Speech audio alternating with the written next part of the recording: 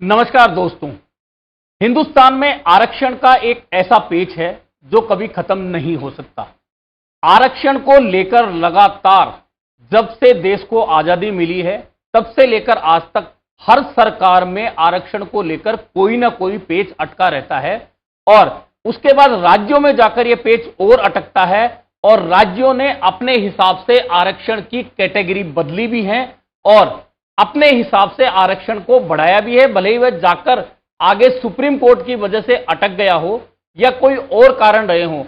इसके बावजूद बहुत सारे राज्य हैं जहां आपको पता होना चाहिए कि सुप्रीम कोर्ट की एक गाइडलाइन है कि 50% से ज्यादा आरक्षण का कोटा नहीं हो सकता, लेकिन बहुत सारे राज्यों में 50% से ज्यादा आरक्षण का कोटा अपनी ओर से दिया है। बहुत सारे राज्यों ने एक कोशिश बाद में की, हालांकि वह बात सुप्रीम कोर्ट में गई और सुप्रीम कोर्ट के आदेश के कारण वह 50% जो सीमा तय है उसके बाद जो अन्य राज्यों ने देने का अब प्रयास किया वह कोटा अटक गया। पिछले दिनों ही बिहार ने इस तरह का एक प्रयास किया था लेकिन सुप्रीम कोर्ट ने उस पर रोक लगा दी। लेकिन आज यानी कि आज जो तारीख है 1 अगस्त, सुप्रीम कोर्ट ने अपना ही एक फैसला बदला है और यह बदला हुआ फैसला हिंदुस्तान में आरक्षण के मामले में एक नई बहस छेड़ने वाला है।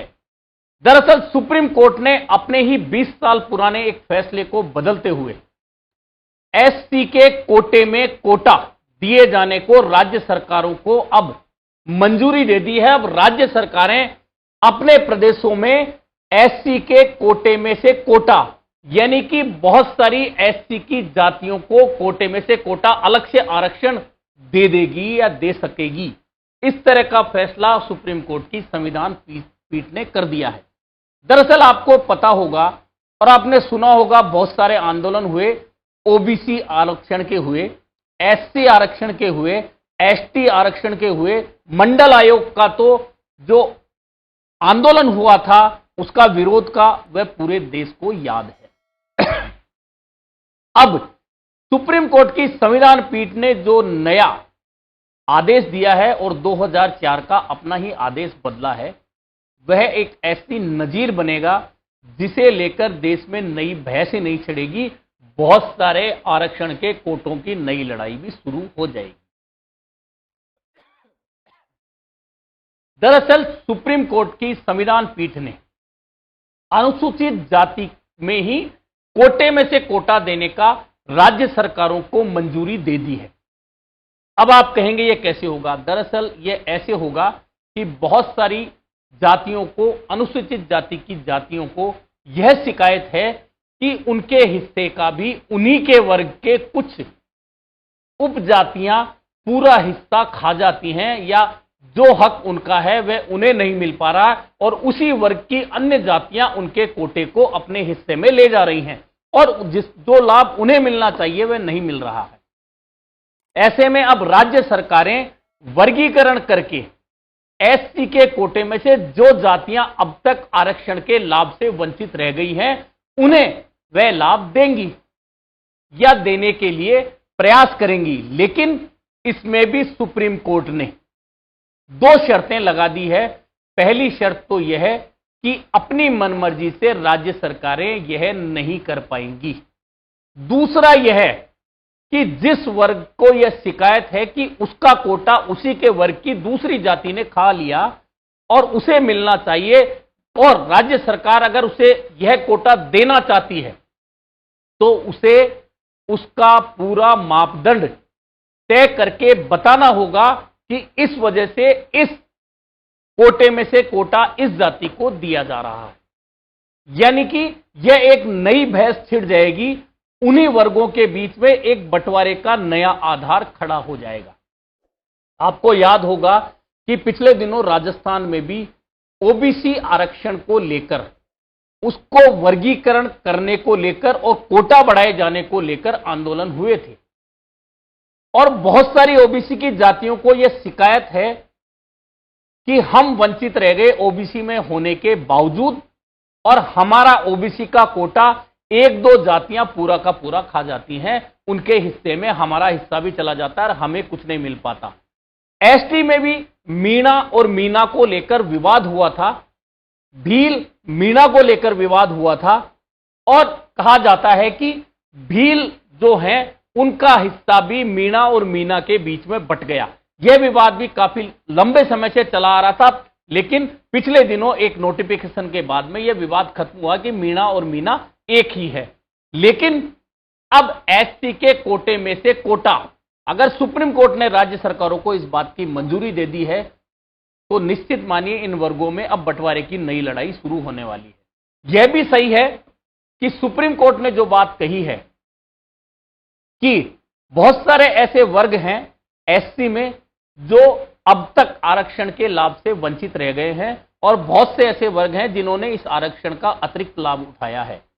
ऐसे में 2004 का जो सुप्रीम कोर्ट का फैसला था जिसमें कोटे में से कोटा दिए जाने पर रोक लगाई थी, अब सुप्रीम कोर्ट की 7 जजों की संविधान पीठ ने अपने ही उस फैसले को बदलकर कोटे में कोटा देने को मंजूरी दे दी है।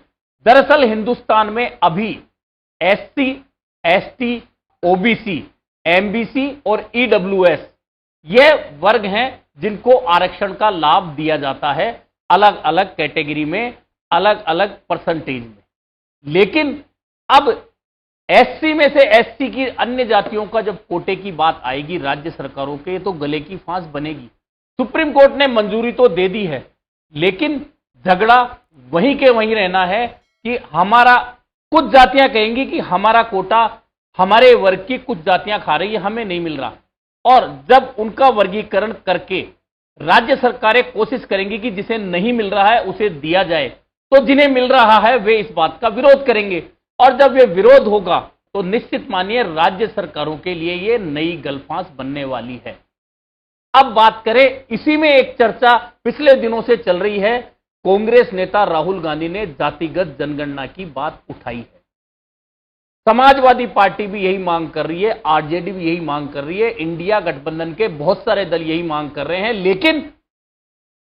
लेकिन एनडीए गठबंधन में इस बात को लेकर विरोध है।